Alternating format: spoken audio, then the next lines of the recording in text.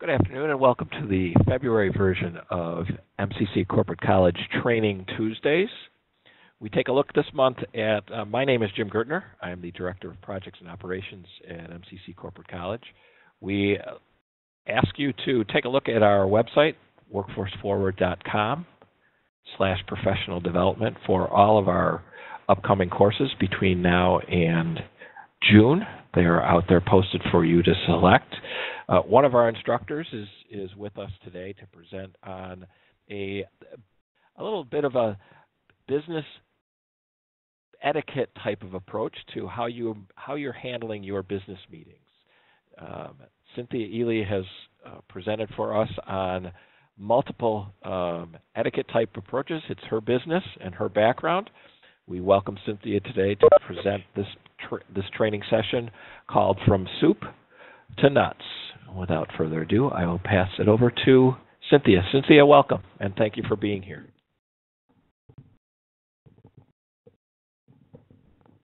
Thank you, Jim. Thank you for that introduction. Welcome, everyone. I'm so glad that you're here today. I love interactive sessions, so please feel free to ask me any questions during the presentation. And also remember or know that we have 10 minutes left at the end of the session for any questions. Before I begin, I just want to acknowledge that some of you may already know this, and perhaps you're viewing us today in order to find out what it is we teach in this class and how you could use it for your staff or direct reports. And there are probably some of you who may be listening to this for the first time, trying to get a better idea of what we cover in the class. And then yet there's still some more of you that just may want a reminder and just want to make themselves feel better by knowing they know what they know and you feel confident in what you know right now. So I know that you're at different places on the continuum, but my hope is for each of you to walk away with something useful. Because I love interactive, I'm going to ask you to have a paper and pencil. You want to pull that off to the side, and we're going to get to that in a minute. All right, so let's begin.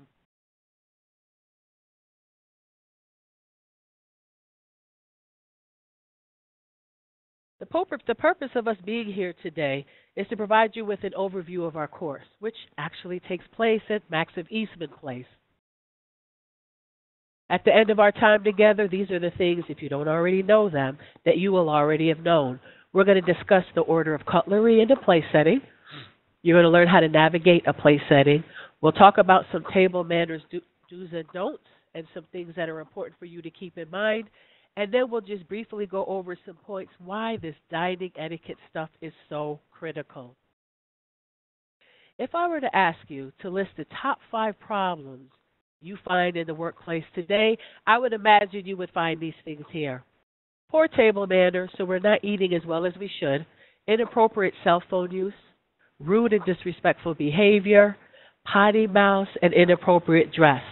So these are the challenges each of us is facing in an office setting. If we look at some trends and how we are in the United States today, it's kind of sad. I really do like how Dwight puts this together in one simple yet powerful statement. It hurts the eyes to look around in restaurants. Napkins are in laps. Cell phones are out on tables. Forks are clutched like screwdrivers. Talking mouths are like stuffed burritos. Manners can seem to have gone underground, like a gene that has skipped a generation. Do you see anyone in that picture that you know? Could be you. Could be a coworker. Could actually be a spouse. But this kind of gives you an idea of what we're facing today. And in order for us to refine our skills so we don't look like the individuals on that paper, we're going to kind of go over those things today. Here's the question I want you to have in your mind as we work through the rest of our time together. What do these behaviors do, and how do they impact our business? Our ability to attract the clients we want, the promotions we may be seeking, the customer service we deliver, the sales that we want to go up, and the revenue that we wish to generate. So I want you to keep that in mind as we work through the rest of today, because there is a link between how we interact with others on a social level, whether that's dining or going to networking events or social events, and our ability to attract who we want to attract and make the money we wish to make.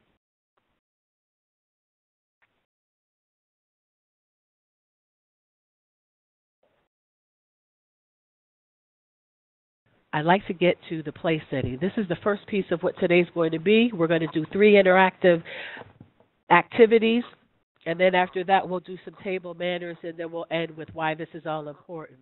I like to begin with the basics, and I'm keeping in mind some of you may already know this. So I want to define what a place setting is, and after that I'll define what a course is. So what is a place setting? Pretty much it's a roadmap showing us what we will eat, the utensils we need in order to do that, and in what order that we will eat. And it's the space right before you when you're sitting at a table. What is a course? Well, meals are made up of dishes, multiple dishes. It could be an appetizer, a salad, your entree, your dessert, and so on. And each dish is called a course, or what I like to call a round of eating.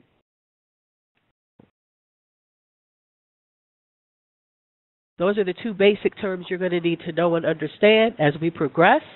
But before we do that, I thought I would share a little bit of history because some people like to know why we do what we do and where it all comes from. What this picture depicts is what an actual place setting looked like in the Middle Ages. In the Middle Ages, a table setting was actually a long board sitting atop several trestles. And actually, the food was eaten directly off of the table. So you would see a piece of bread in front of someone on the table, and the food would be on the bread, and then you would eat. So we've come a long way from that, although some people may feel that they still eat that way. So now let's get to our first interactive activity. What I'd like for you to do is take your paper out and your pen, and what I'd like to do is have you draw a basic place setting. I want it to include a plate, a spoon, a fork, a knife, a napkin, and a glass. So again, a plate, a spoon, a fork, a knife, a napkin, and a glass. And I'm going to give you about 15 seconds to do that.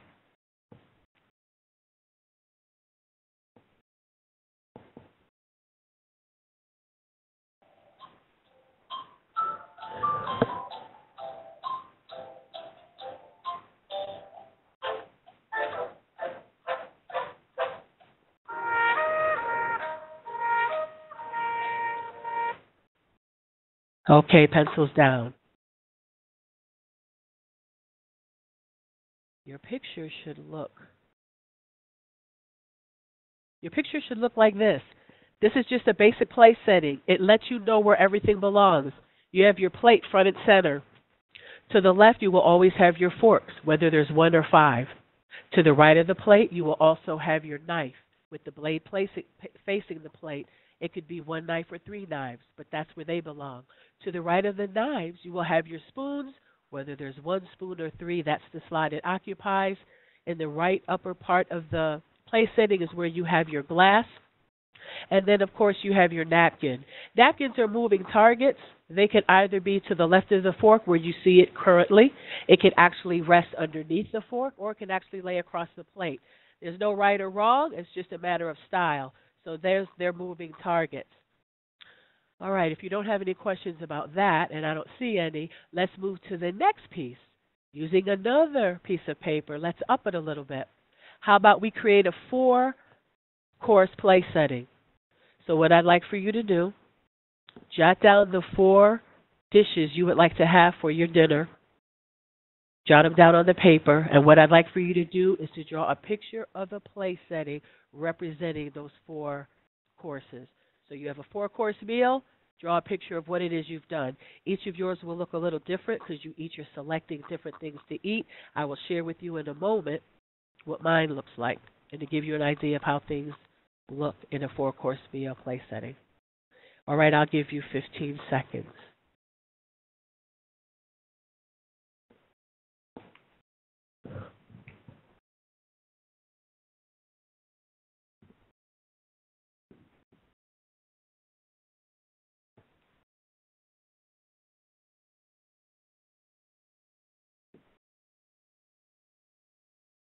Okay, pencils down.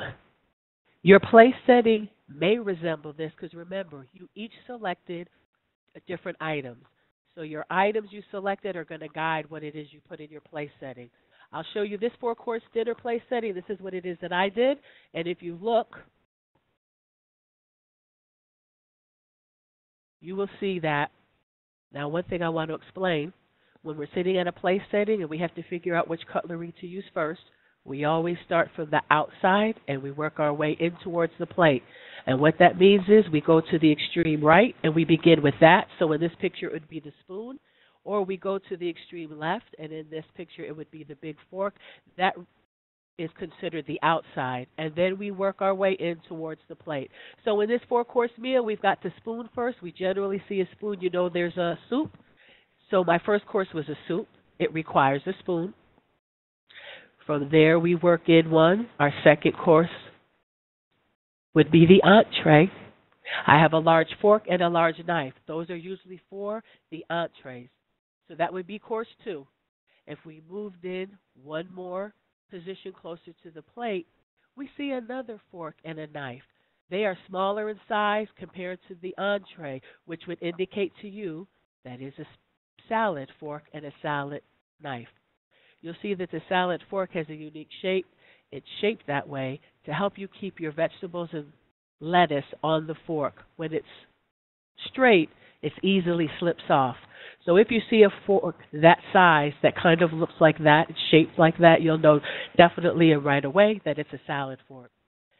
So the salad would be course number 3. At the top of the plate, you'll see the fork and spoon. That would be the fourth course, which is dessert.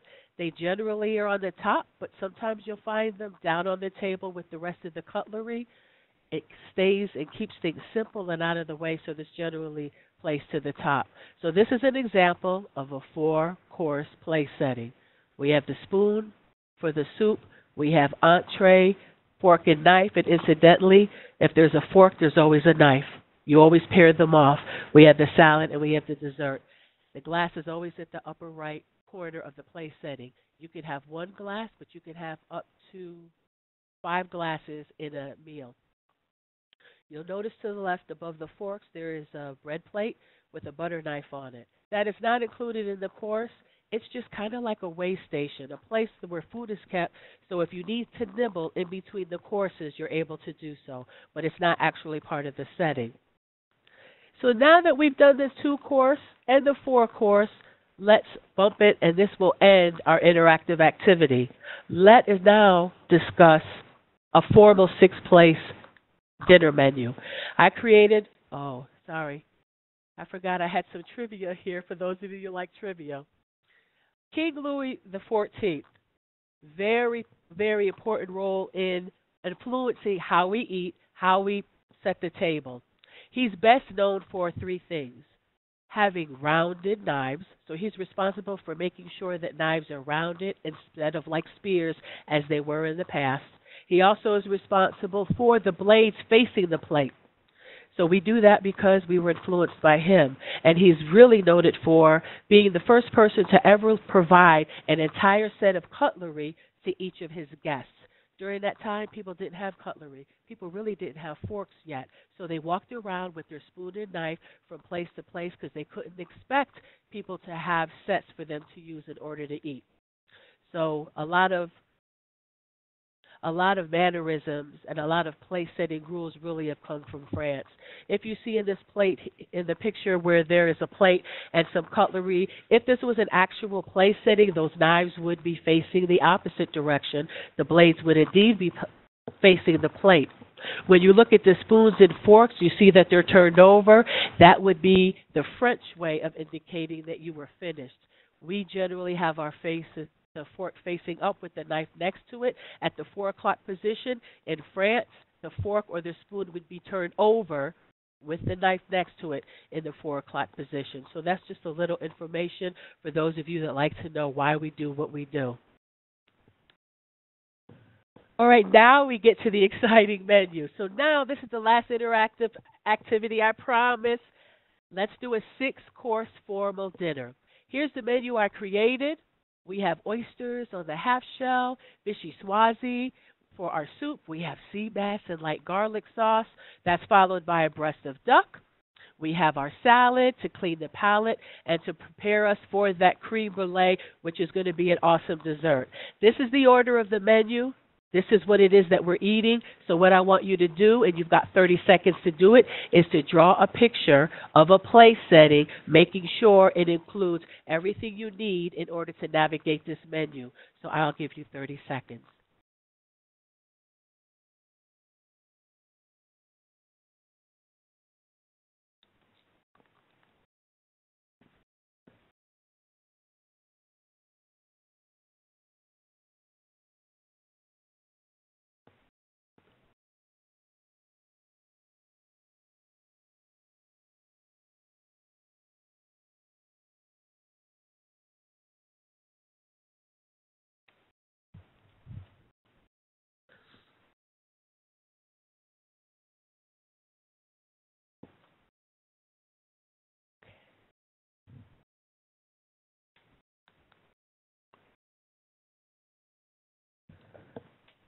Okay, pencils down. This is what the place setting should look like. This is a formal 6-course place setting, and you'll see it reflects the menu I just had up a moment ago. So let's begin. Remember, from the outside in. There is some information, though, I want to introduce at this point. If you look to the far right, you will see a little fork there. That is known as the appetizer fork or the seafood fork. And this is the exception to the rule. The appetizer fork is the only fork you will ever find to the right of the place setting. It's generally little, as you see in the picture, kind of looks like Poseidon's trident. It is always to the right. It generally indicates that that's the first course because it generally is a seafood course and an appetizer. So in this, our appetizer was the oysters on the half shell. It would require the appetizer fork. Moving in from that to our second course would be the spoon. You see the appetizer fork is nestled nicely into the soup spoon. That's not necessary. It just looks elegant. So it's just a different way of placing cutlery on the table. But the spoon, as you'll notice, has a round shape. That is the true shape of a soup spoon. You may not always find it. For those of you who have older silverware sets that were passed down to you, you may find that all of these shapes and sizes are true to what it is that you have. You don't always see them now. Things have kind of looked sleek and kind of look the same, so it's hard to differentiate, but that's what a true soup spoon looks like. So from our soup, we go to our third course. So we move in towards the plate one space. That would indicate our fish entree. There are some people who still have fish as a part of their dinner. It's not the norm. I know they do that a lot in Britain and they do that a lot in Europe, and there are some places where they still do that here.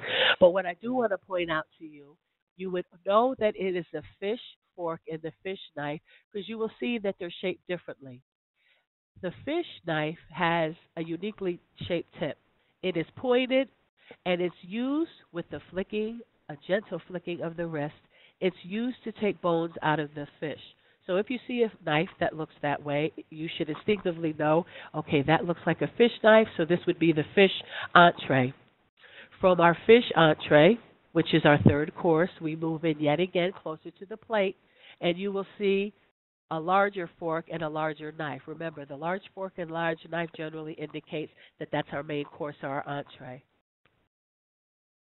That's our that's our duck entree, and that would be the main entree. Fish always precedes a darker meat so that one taste doesn't overpower the other. So we're up to our fourth course. Now let's work to our fifth course, which actually is the salad. You'll see the salad fork again is smaller and uniquely shaped in order to keep the vegetables on the fork, and it's matched with its own knife. So you have a salad fork and a salad knife.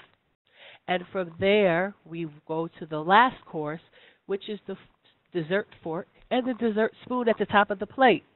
So this is our formal 6-course place setting. You will see glasses in the upper right corner of the place setting. One is a water goblet. The larger one would be the goblet. The smaller one would be a wine glass. Based on this shape and size, I would say it's the white wine glass.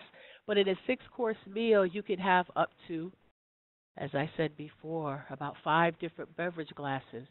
You would have a white wine glass for your fish, although it's okay to have red wine with fish. You would also have a red wine glass, which would be shorter and rounder. You may have champagne with this dinner. You may also have sherry at the beginning or towards the end of dinner. And of course, your water goblet would be there. So you could have up to 5 glasses, but that's where the glasses reside. No worries on what it is to do. Your wait staff will come, fill the appropriate glass at the appropriate time. So all you have to do is pick it up and drink it. Also, in this picture, you'll see the bread plate and you will see the butter knife. And then also the salt and pepper shaker. Salt and pepper shakers remain together and they're passed together throughout the meal and you don't separate the two.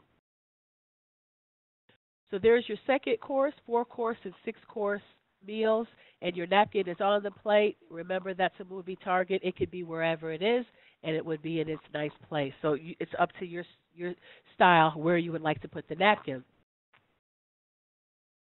Now, how do you remember all of this? For those of you that may be learning this for the first time, those that can't remember, it can be difficult at times to remember all the things that we're going over today.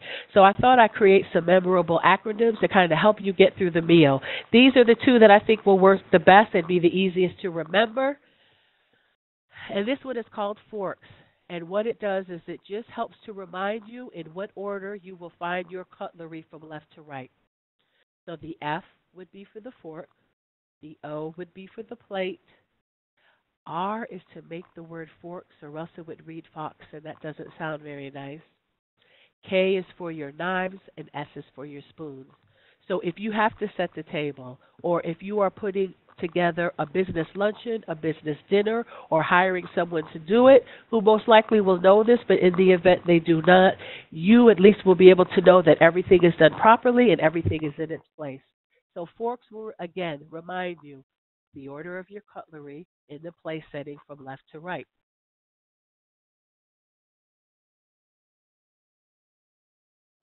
Now we have another acronym that has been useful for many. How many times have you gone to an event, business luncheon, and there are a lot of you at the table, and sometimes our place settings start to go into the person to the left and to the right. There's just not enough room for everything. So you kind of forget which water glass is yours. You may forget which bread plate is yours. This BMW will help you to remember that.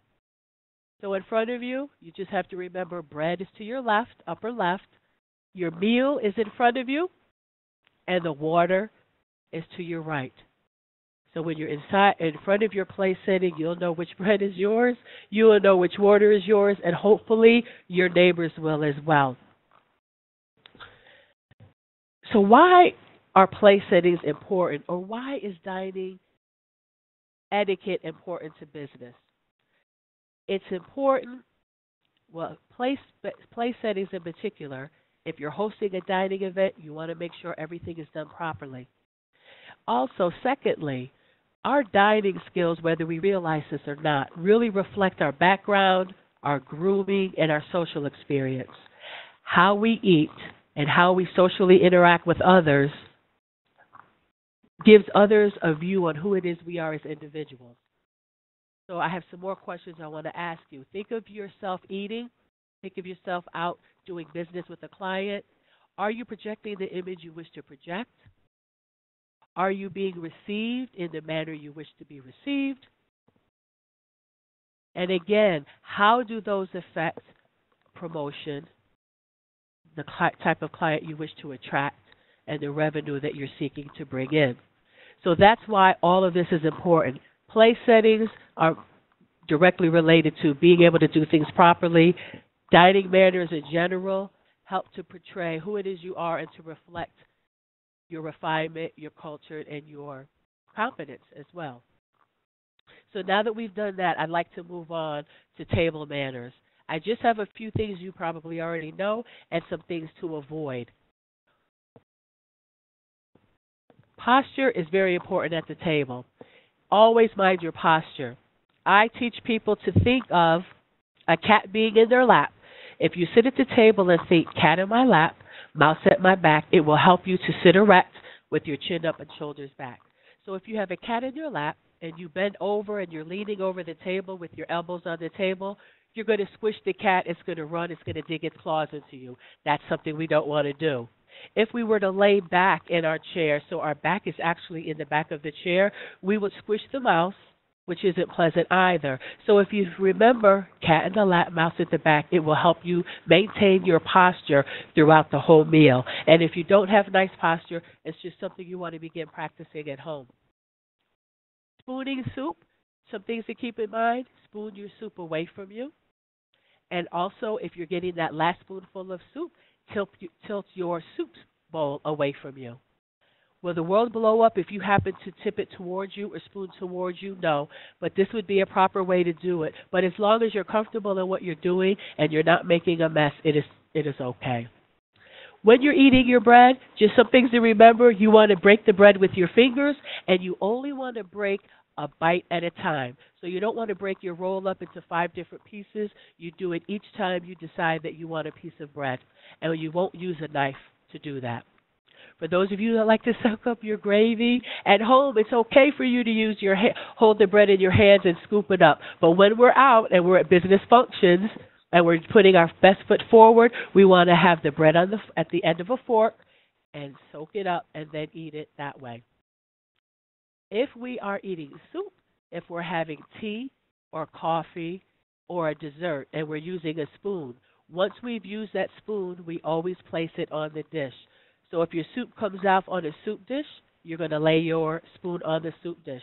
If you are served soup and it's not coming out on a plate, then you probably will put it on the bowl. Because once we use our cutlery, we never put it back on the table because it will soil the tablecloth. If you're drinking coffee and tea out of a cup and saucer, you'll always put it on the saucer. And a dessert, if you require a spoon, just make sure we rest it on the plate. So these are just some basic things to do and to keep in mind as you're eating. Here are some things we don't want to do.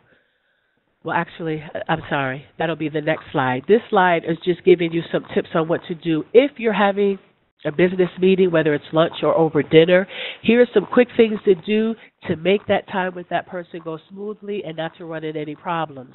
If you go to a place where they actually have a valet, it's just best to let them valet it. So you don't have to rush and try to find a parking space. If there's inclement weather, you don't want to come in wet or snowy. So if there's a valet, it's just easier to let them handle that so that you could focus on the business at hand and making it through your meal. I always tell people to watch what you order. If everyone at the table is ordering, let's say, cheeseburgers and French fries, you might not want to order the filet mignon. However, if everyone at the table is ordering the filet mignon, you might not want to order the cheeseburger or French fries. So you want to remain in line with what everyone at the table is doing. I tell people if it's business related not to drink alcohol. That's going to be your own personal decision. However, I just don't know that many people who know how to stop after one. And sometimes there are individuals who may have 1 or 2 drinks. It relaxes you. That's what it does. And we often find ourselves saying things we ought not to say. So I just tell people politely decline the alcohol. But if you feel that you need to, order a drink in line with what everyone else is. You generally will not order beer, you would order a mixed drink. If this is a true business meeting, you may begin speaking business right away. If the rest of the group is okay with that, certainly begin. If it's a business meeting / social event, you might want to wait towards the end of the meal to start talking business or making connections, and over dessert is the best time to do that, or just to go over how you're going to proceed further. So these are just some things you want to keep in mind when you're at a business event, a business luncheon, or a business dinner. Here are the no-nos. These are things you want to avoid, and if you find yourself doing them, it's okay. We do a little of these things without realizing it. Just practice these things at home. Have a mirror at the ready because that will help you catch yourself doing something and help you to relearn something else. Touching the face and hair, we never want to do that at the table. People are often thinking, oh, their hands are dirty. So touching our hand and our face and our hair is just something you don't want to do at the table. Leaving keys or purses or wallets or phone on the table, we don't do that either. If you don't have a purse or a pocket, you can also place it in your lap and place your napkin over it. We never tuck our serviette or our napkin into the shirt collar. If you're worried about dripping or getting sauce, remember if this is a business event, stay away from red sauces, stay away from seafood or anything that's complicated to eat. Picking something new to try at such a meeting, that wouldn't be the best time to do it. So napkins are always in the lap. We don't answer any cell phones during a meeting unless you're expecting a call, in which case you would put it on vibrate. Once you feel it go off in your pocket, you excuse yourself politely and walk away and hold that conversation. Ordering beer, we kind of talked about that a moment ago. If people are drinking and you feel compelled to have to buy one, don't make it beer, make it an actual cocktail, and you don't have to drink it if you don't want to. You could just have it sit there just so you're in line with what everyone else is doing at the table and they feel comfortable. Salt and peppering food before tasting, you don't want to do that. It just gives off a vibe of, well, the chef could consider it an insult, especially since you didn't taste it. But others around the table may view that in a negative way. And depending on where you are in the country, some people really frown on that, especially if you do it before you've tasted it. I know in Silicon Valley, they don't like that. Don't salt and pepper before tasting it. Actually, I don't believe they care for it too much, even when you have tasted it. Another thing about condiments, if you are going to an event at someone's home, and there is a condiment you really like, but it is not on the table or available, you wouldn't ask for it. You use what's present, but you never ask for something that's missing. Matching and mixing food on the plate, no, we don't do that, nor do we blow on food. When you're blowing on food, your breath goes beyond the borders of your place setting, and discussing prices or worrying about prices is something that should never come up. If you're the host of an event, you would have taken care of all of this before, and you'll know what you need to do. If you are a guest and you have invited to this, it has already been taken, and it's not anything you need to worry yourself with. Talking about prices at the table just isn't polite, and it's something that you're going to want to avoid. So these are just a basic list of things you want to avoid, because remember, the whole point of us having an event, attending an event, interacting and networking with others is to put our best foot forward, to create bonds and business bonds, create relationships or partnerships, seeking out new clients and attracting the clients we want, and bringing in the revenue that we wish to bring in. So some people ask, why do we need to know this etiquette stuff? Why is it important? And I've kind of been giving you some ideas why all throughout the presentation. But I want you to take a moment to think about the last time you were in a social setting. It was business related but still social, and someone behaved in a way that you felt was inappropriate, or you thought maybe they need some lessons, or they made you feel uncomfortable. That person projected an image. You created a judgment and a thought of what that person was all about. And so that's what happens when we don't have refined dining skills. People walk away with a judgment that might not be accurate, but because we weren't as polished as we should be, you run the risk of someone walking away thinking of you in a way that really doesn't reflect truly who you are and your capabilities. Let's take this list. The cost of poor dining skills. There is lost business. We each decide to do business with people based on a variety of things, but social and dining etiquette is one of them for a lot of people. So that means you have lost opportunities. You have unrealized revenue. So that's money that we don't make. There's no growth for us because we're not bringing in what we need in order to do that. We project a poor image, and people leave with a perceived incompetence and, of course, a weak reputation. I've heard people say, well, she knows what she's doing, but she's not very polished. Or you'll hear people describe other consultants or other businesses in that way. They got caught during a time where they perhaps weren't putting their best foot forward, and so while they know what they know, they're not coming off that way because their ability to speak or to eat or to dress or to interact wasn't as developed as it could be, so it has impacted how they're perceived by others. I just want you to remember that you only get one time to make a first impression. So you want it to be good. So think about the things that we just went over. If you need to develop some skills in dining, that's fine. Do what it is you need to do in order to practice that. Keep those things in mind when you're interacting with your clients and going to formal or informal events. And just always make sure that you're putting your best foot forward, you're making your client and those around you comfortable, and you are behaving as a gentleman or lady should.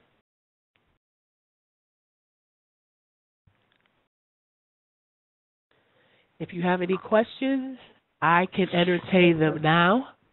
Yes, Cynthia, let's open up the opportunity for those on the line. If any of you have any questions, please take yourself off mute and ask a question or type in the chat box, and we'll take your questions for Cynthia Ely before the end of this session. Anyone?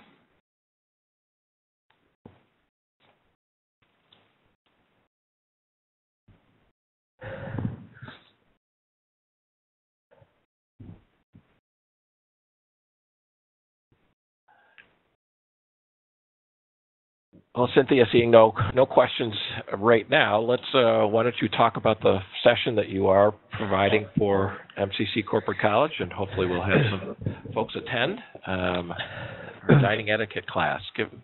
Describe what the components of that program are, and certainly we all enjoyed your session this afternoon. Thank you. Well, our next course is Monday, March 13th, and that takes place at Max of Eastman Place.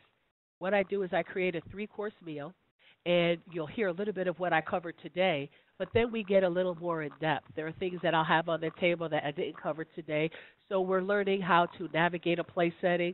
We'll learn a little bit about how things are done here in Britain and in the continent, and so then it's also an opportunity for people to ask specific questions. For those that are dining out, those that find themselves in situations, so we problem solve. I answer some questions, but we're practicing soup.